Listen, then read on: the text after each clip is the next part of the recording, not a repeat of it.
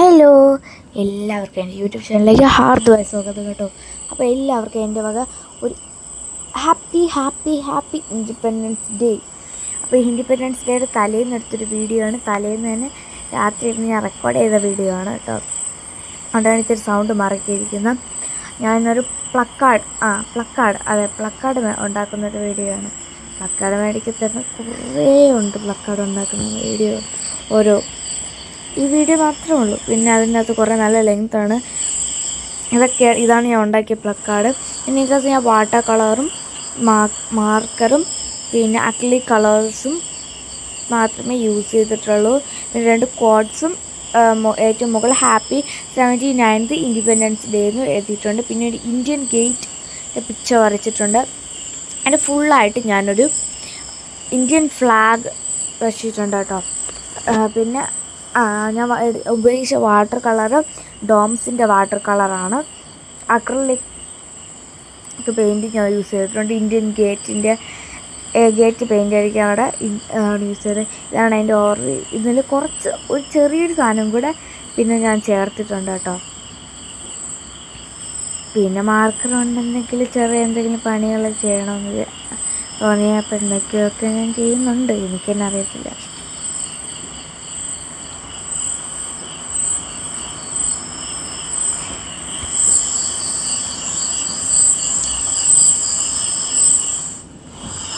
ഇതാണ് കണ്ടോ പല പല പിക്ചേഴ്സ്.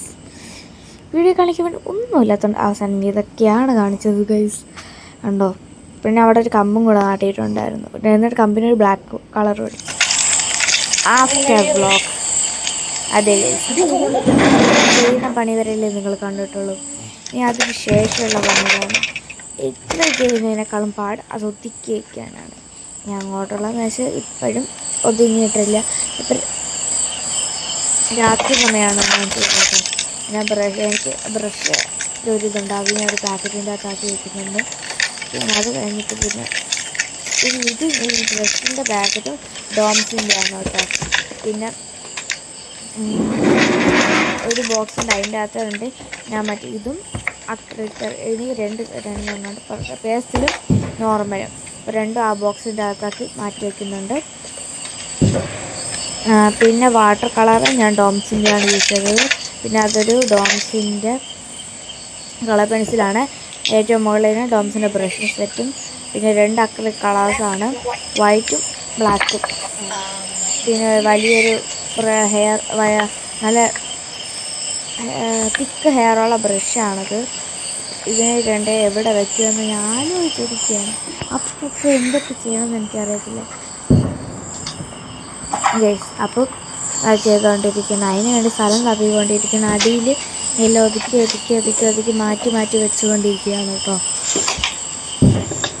അതിൻ്റെ ഇടയിൽ പുറത്തോട്ട് അങ്ങോട്ടും ഇങ്ങോട്ടും പോകുന്ന എൻ്റെ അമ്മയാണ്.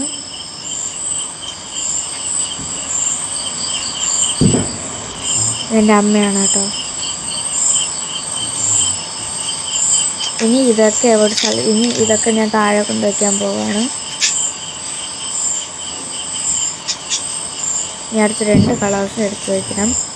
ഇനി ആ ബോക്സിൻ്റെ അകത്ത് കുറേ സാധനങ്ങളൊക്കെ പുറത്തെടുത്തിട്ടുണ്ട്. ആ സാധനങ്ങളൊക്കെ അകത്ത് കയറ്റി വയ്ക്കണം.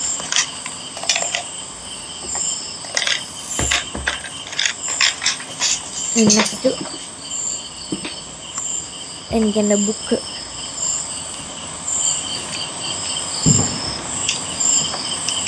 മാർക്കർ അടി വെച്ചിട്ടുണ്ട്. അപ്പോൾ എനിക്ക് ബുക്കാണ് എടുത്ത് വയ്ക്കേണ്ടത് ഏറ്റവും ലാസ്റ്റ്.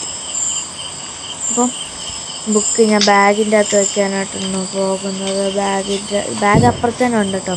അതുകൊണ്ട് ബാഗ് അപ്പുറത്തേക്ക് അപ്പോഴത്തേക്ക് എടുക്കുമ്പോൾ അപ്പോൾ എന്തോ സാധനം അവിടെ ഉണ്ടായിരുന്നു കണ്ടു. അപ്പം അങ്ങോട്ട് എടുത്ത് വെച്ച് പിന്നെ ബാഗ് അടച്ചു.